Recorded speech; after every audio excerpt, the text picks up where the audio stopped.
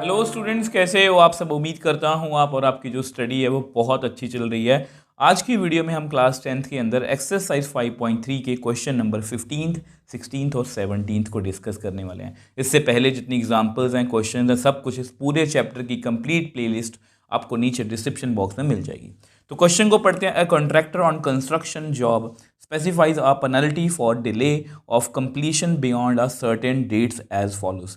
अब देखो इस क्वेश्चन को पढ़े ना, सबसे पहले तो बच्चों को यही लगता है कि इसकी स्टेटमेंट बहुत बड़ी है। देखो स्टेटमेंट को बहुत ठंडे दिमाग से पढ़ना है, ठीक है। दूसरी बात, मैं आपको ऐसे नहीं करवाने वाला कि ये एपी का क्वेश्चन ही है। हमेशा देखो पेपर में सिर्फ यही कंस्ट्रक्शन स्टेटमेंट वाला क्वेश्चन नहीं है, और चैप्टर में से भी आपको क्वेश्चन आ सकते हैं। तो आपको ये पता होना चाहिए कि यहाँ पर हम अगर एपी लगा रहे हैं, क्योंकि इसके सोल्यूशन में जस्ट आपको नॉर्मली यही बताया जाता है कि इसका सम कर दो, बट आपको ये पता होना चाहिए कि हमें सम करना क्यों है, ठीक है। सबसे पहले ये क्वेश्चन एपी का ही क्यों है, मैं आपको सब कुछ बताने की कोशिश करूंगा।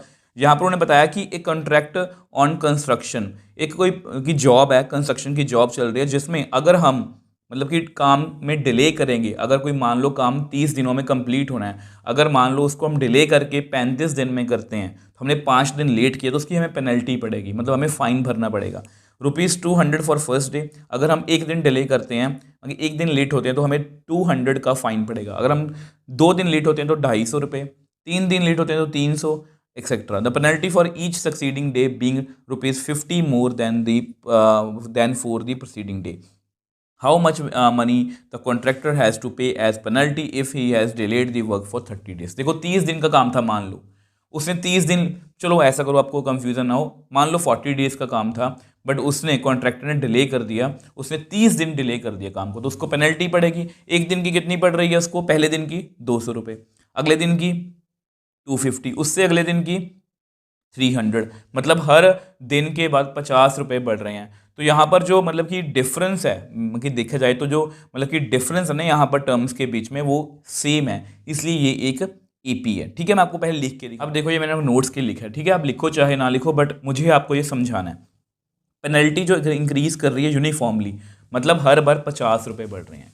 यूनिफॉर्मली का मतलब ये होता है कि ऐसा नहीं है कि पहले 50 बढ़े, फिर दूसरे दिन 70, फिर 80, ऐसा नहीं है, हर बार ₹50 ही बढ़ रहे हैं, तो इसलिए ये एक ईपी है। तो पहली बात तो हमें ये पता लग गया कि ये क्वेश्चन ईपी का। अब पूछा क्या है, उसने पूरे 30 दिन काम लेट कर दिया, तो उसको कितना पेनल्टी देनी पड़ेगी। अगर वो 2 दिन काम लेट करेगा, आपको पता है पहले दिन के 200 पड़ेंगे, दूसरे दिन के 50, 250 हो गए। हम सबको ऐड कर रहे हैं ना, तो अब हमें क्या करना है, सबसे पहले हमें इसमें सम निकाल, मतलब यहाँ से हमें ये पता लग गया कि सम निकालना है हमें। यहाँ पर ए कितना है हमारा 200, अगर हम कॉमन डिफरेंस देखें, सेकेंड टर्म फर्स्ट टर्म बीच में माइनस तो 50, ठीक है।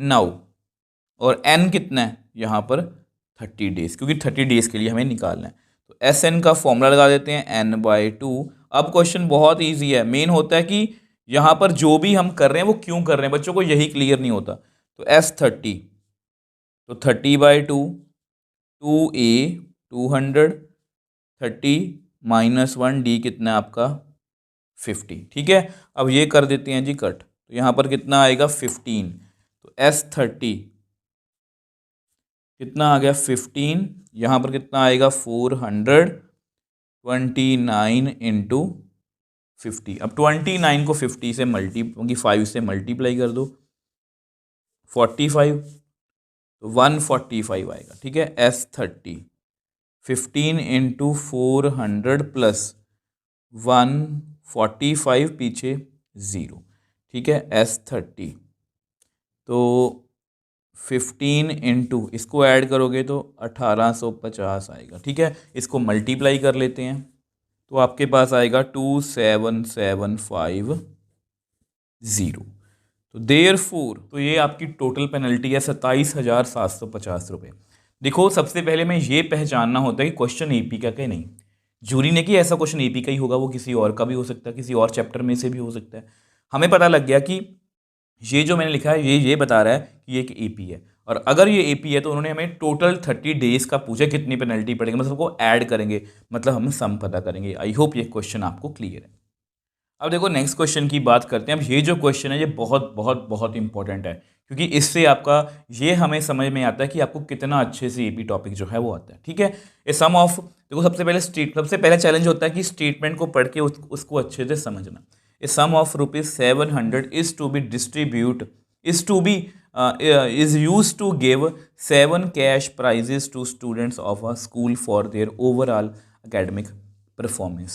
तो 700 का टोटल है, सम ऑफ, देखो 700 का टोटल लिखा हुआ है, is to be used to give 7 cash prizes. तो बेसिकली ना 700 हमारे पास टोटल है। अब इसके 3 4 5 6 7 प्राइजेस बनाए गए हैं, 1 2 3 4 5 6 7, ठीक है। If each prize is 20 less than its proceeding, मतलब जो भी प्राइज है ना वो मतलब कि अपने जो पहले उसके जो पहला प्राइज है, मतलब अगर ये प्राइज मान लो, वैसे आपको समझाना चाहूँ तो हर बार जो है वो 20 रुपये कम हो रहे हैं हर बार। जैसे फर्स्ट प्राइज अगर मान लो 100 का है तो फिर कितना होगा 80 का, फिर 60 का, फिर 40 का, फिर 20 का, इस तरह से है, ठीक है। मैं जैसे आपको एग्जांपल देके समझा रहा हूँ, ठीक है। Find the value of each price. तो हर एक प्राइस जो है, देखो इसको अब ऐसे नहीं समझेंगे हम एग्जाम्पल, ये मैंने आपको समझा दिया। पेपर में इसको लिखेंगे कैसे होगी ना, ये आपको MCQ भी आ सकता है कि इसको लिख के दिखाओ, या आपके सामने ऑप्शन होंगे, आपको पहचानना पड़ेगा, ठीक है। तो यहाँ पर पहले आपको लिख के दिखा। अब देखो सबसे पहले मैंने वही लिखा कि प्राइस मनी जो है, जब पिछले क्वेश्चन में लिखा था वो इंक्रीज कर रही थी किसी फिक्स नंबर, यहाँ पर डिक्रीज कर, हर बार 20 डिक्रीज हो रहा है, तो ये KP है। जब भी कॉमन डिफरेंस बराबर होना मतलब वो AP है, ठीक है। इसको लिखेंगे कैसे, अब मुझे नहीं पता कि फर्स्ट प्राइस कौन सा है, ठीक है। तो फर्स्ट प्राइस है आपका x, ठीक है। दूसरा कितना होगा x-20, तीसरा कितना होगा x-20 -20 मतलब 40, फिर x-60, 4 हो गए, ये 5, ये 6 और ये। अब देखो ये मैंने आपके लिखा है, आपको ना मतलब कि आपको आना चाहिए कि ऐसे कैसे लिख सकते हैं। मुझे नहीं पता कि स्टार्टिंग वाला प्राइस कितना होगा, बट मुझे इतना पता है कि हर बार 20 कम हो रहे हैं, ठीक है। अब हमें करना क्या है, हमें गिवन क्या है, अब हमें A पता लग गया, A हमारा है x, ठीक है। और हमें क्या पता है कॉमन डिफरेंस, क्योंकि ये AP है। तो सेकेंड टर्म फर्स्ट टर्म बीच में माइनस, तो यहाँ पर x माइनस एक्स आपस में कट जाएगा, तो कॉमन डिफरेंस कितना आएगा -20। कई बार पेपर में वो आपको यही क्वेश्चन MCQ में पूछ सकते हैं, इसका कॉमन डिफरेंस बताओ। मोस्टली बच्चे 20 लिख के आएंगे कि 20 का डिफरेंस है, पर ध्यान से देखना हर एक प्राइस जो है 20 अपने पहले वाले से कम हो रहा है, देन इट्स प्रोसीडिंग, मतलब उससे पहले आने वाले से 20 कम है। तो ये बात आपको जरूर पता होनी चाहिए, ठीक है। तो D मतलब ये नॉर्मल छोटी छोटी डिटेलिंग होती है जो कोई नहीं बताता, मैं आपको वही बताने की कोशिश कर रहा हूँ कि हमें क्रैम नहीं करना क्वेश्चन को। तो -20 और हमें क्या गिवन है, हमें N गिवन है, कोई 7 प्राइज ही है। और हमें क्या गिवन है S7, कितना गिवन है 7, क्योंकि इन सब का सम कितना होगा 700, ठीक है। तो SN का फॉर्मूला लगाते हैं N/2 2A + N-1 into D। तो S7 7/2 2x, ठीक है। N कितना आपका 7 - 1, D कितना आपका -20, ठीक है।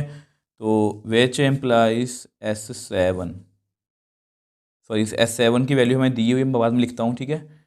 2x यहाँ पर कितना आएगा 6 इंटू -20, S7 कितना दिया हुआ है 700, 7/2 2x यहाँ पर कितना आएगा -120। तो which implies 700 into 2 divide by 7, 2 ऊपर 7 नीचे, 2x - 120। अब इसको कट कर दो, यहाँ पर कितना आ गया 200 आ गया,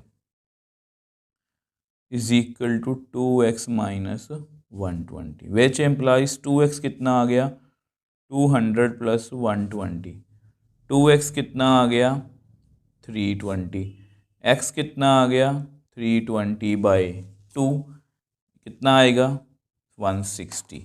तो x कितना आ गया देयरफॉर 160, मतलब हमारी फर्स्ट टर्म जो है वो आ गई। मतलब फर्स्ट प्राइस कितना है 160 का। तो मैं बाकी सारे प्राइस जो आपको लिख के दिखा, तो देख लो ये आपके सारे प्राइजेज हैं 160, उसमें से 20 140, अगर आप इनको ऐड भी करोगे ना 300 बन गया, 420 520 600 660 700। तो इस तरह से देखो, मैंने आपको देखो अगर मुझे आपको सिर्फ टाइम पास करना होता ना, मैं आपको जस्ट यही बताता कि ये दिया हुआ है, ये -20 है, मतलब डिटेलिंग कोई नहीं बता रहा, ये जो लिखना है ये जो मैं आपको बता रहा हूँ ये आपको आना चाहिए, क्योंकि -20 कैसे आया ये तभी आपको पता लगेगा जब आपने स्टेटमेंट अच्छे से पढ़ी होगी। Each price is 20 less then, वो पहले वाले से 20 कम है, तो प्लीज़ इस बात का आप ध्यान रखोगे, ठीक है।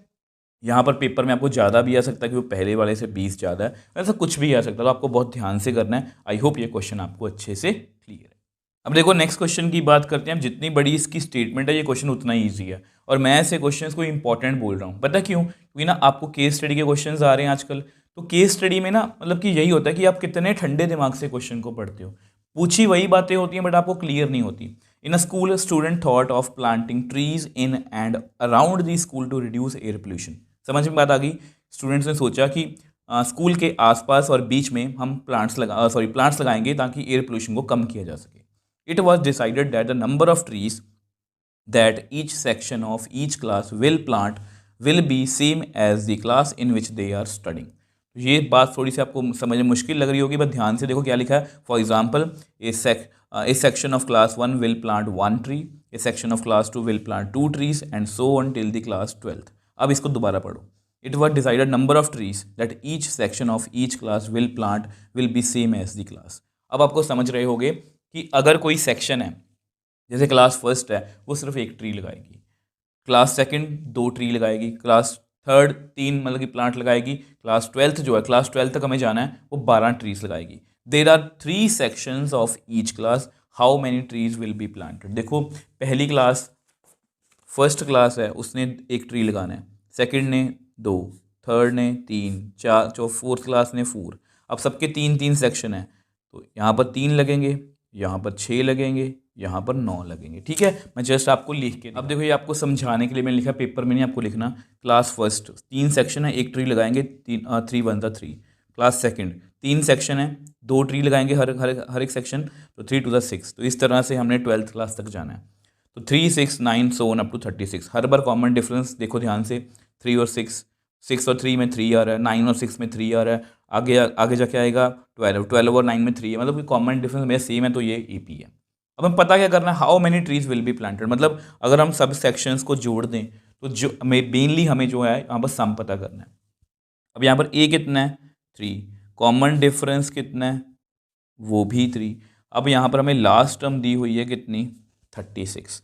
अब देखो यहाँ पर हमें नंबर ऑफ टर्म्स भी दी हुई हैं, कितनी है 12। देखो ये first second third up to 12, ठीक है। 12 टर्म्स हमें पता है, तो एस एन का कौन सा फॉर्मूला लगाएंगे, n/2 a plus L, S12। तो 12/2, ए आपका 3 है, एल आपका 36 है।